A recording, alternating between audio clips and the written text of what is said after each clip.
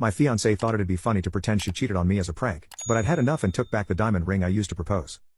I'd been with my girlfriend for over 3 years, and I proposed to her last month. I was certain I wanted to spend my life with her, so I went all out. I rented a beautiful resort and spent a good part of my savings on a diamond ring. I knew she wanted one because we had discussed it. When she said yes, it was the happiest moment of my life. Little did I know she had something horrific in store. Ever since I proposed, my fiancée started hanging out with her friends a lot more. She told me she wouldn't have time for them after marriage, so she was spending time with them now. I didn't mind because I know her friends, and they're nice people. But during these hangouts, she started making some really inappropriate jokes. She'd flirt with her male friends, then laugh it off as a joke. When they told her to stop, she'd call me her manslave who'd do anything for her. I thought she was just drunk and joking to deal with the stress of marriage. Though it hurt, I chose to ignore it and avoided making a big deal out of it. She was also flaunting her ring to everyone, even strangers. I felt happy because my efforts weren't wasted. However, one day her joke went too far. We were around a campfire with friends and family, laughing, when she suddenly said, "He's so nice, he forgave me for cheating and proposed to put it all behind us." A couple of friends asked if I really forgave her for something like that, and she said yes while laughing. I stared, confused, and asked when she cheated. She looked me in the eye and said, "A few days before we went to the resort, I slept with a friend. How could you forget?" Then she added that it was memorable, and she'd never forget it. I could see a few friends laughing, and I was furious. I was about to yell when she said, "Just kidding. It was all a joke." But it was too late. I didn't care if it was a joke, she had no right to say that, especially in front of others. She showed she had no respect for me. I stayed silent for the rest of the night.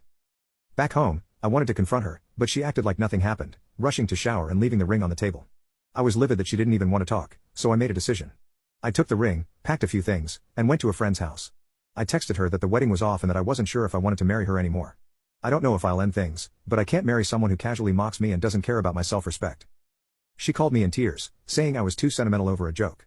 I explained that jokes have limits, and her tone wasn't joking. She begged me to reconsider, then mentioned the ring, saying it was hers and I had no right to take it. I laughed and said, "That's not how it works. The ring is a symbol of my love and intention to marry you, so by taking it back, you can figure out the rest." She hung up, but now she's on social media, calling me a cheapskate for stealing the ring. I think she's just giving me more reasons to end it.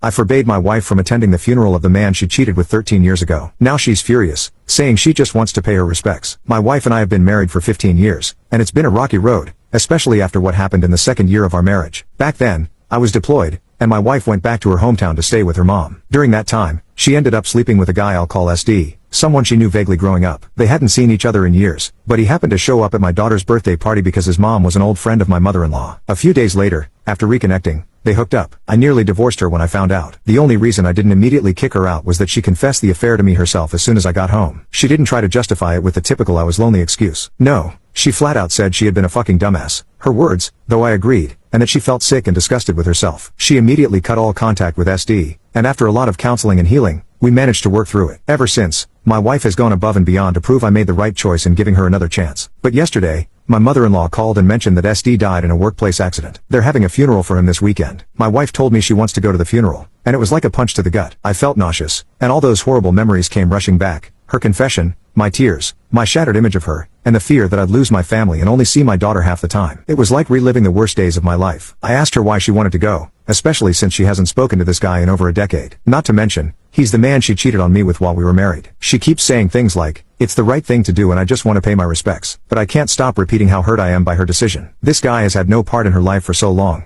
and I'm the one stuck with all these horrible memories flooding back. After some back and forth, I put my foot down. I told her, "No, you cannot go." I said it's incredibly disrespectful to me and to our marriage. Now, we're not speaking, and the tension is unbearable.